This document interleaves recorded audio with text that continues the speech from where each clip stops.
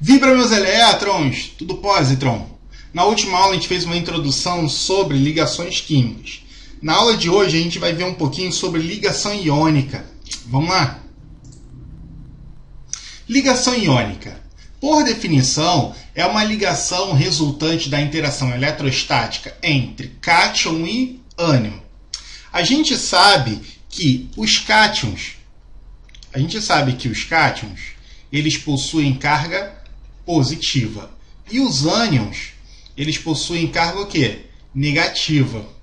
E a gente sabe que positivo e negativo têm uma atração. Então, essa atração eletrostática é uma atração muito forte. Quando eu tenho uma ligação iônica, eu sempre vou ter um átomo que vai perder elétrons e um átomo que vai receber elétrons. E tem alguém que perde e alguém que ganha. Então, por exemplo, aqui, ó, lítio e flúor. O lítio ele só tem um elétron na sua última camada. Para seguir a regra do octeto, ele deveria ficar com 2, para ficar igual ao hélio, ou 8 para os outros átomos dos gases nobres. Então, ele vai preferir ficar igual ao hélio. Então, ele vai perder um elétron, que vai vir aqui para o flúor. Então, esse elétronzinho do lítio vem para o flúor, e a gente tem essa representação do lítio virando um cátion e o flúor virando um ânion, que a gente chama de representação de Lewis. Beleza, Eric? Show! Então aqui, ó, o sódio perdendo elétrons pro cloro. Show? Quem é que participa desse tipo de ligação, Eric?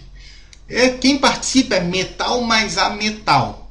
Como assim? Metal são compostos que querem perder elétrons. Então, como eles têm poucos elétrons na última camada, é mais fácil ele perder 1 ou 2 do que ganhar 6, 7. Então, os metais preferem perder elétrons.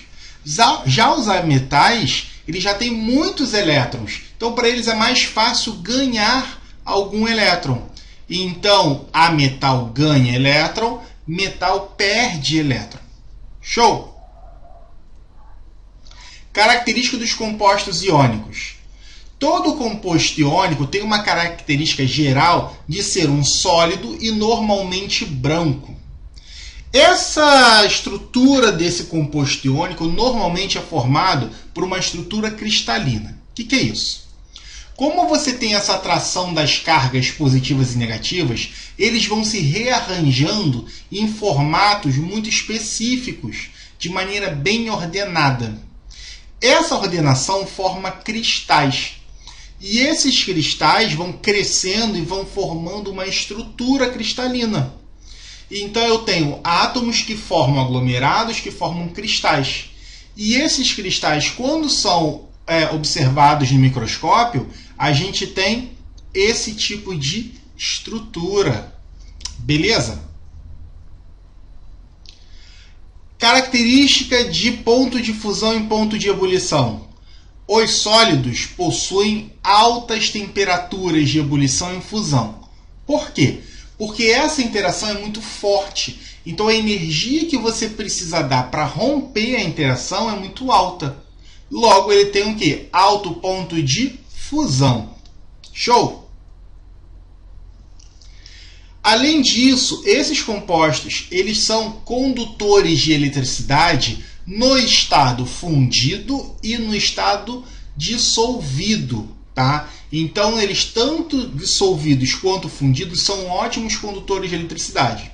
Só que quando eles estão no estado sólido, eles são ruins, eles são maus condutores.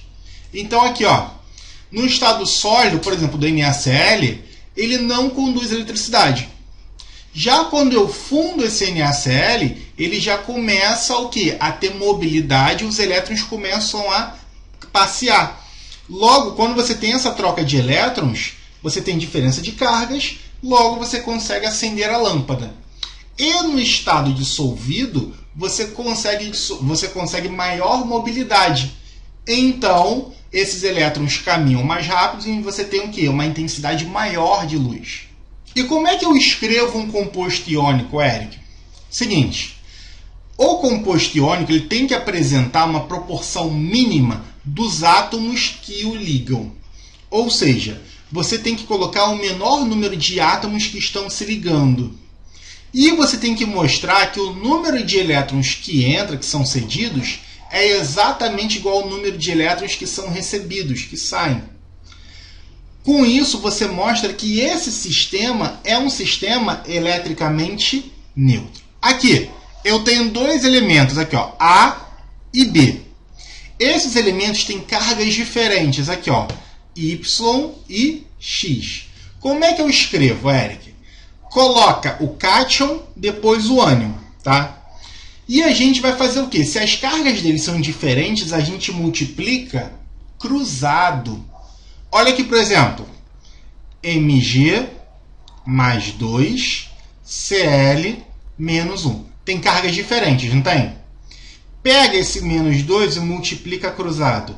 Pega esse menos 1 e multiplica cruzado. O que vai resultar? Mg1, Cl2. A gente sabe que na matemática, quando aparece 1, eu não preciso representar. Aqui, ó, x não é a mesma coisa que 1x elevado a 1 sobre 1? Então, na química é a mesma coisa, eu não preciso representar 1. Então, como ficaria esse cara? MgCl2. Está aqui o nosso composto. Show!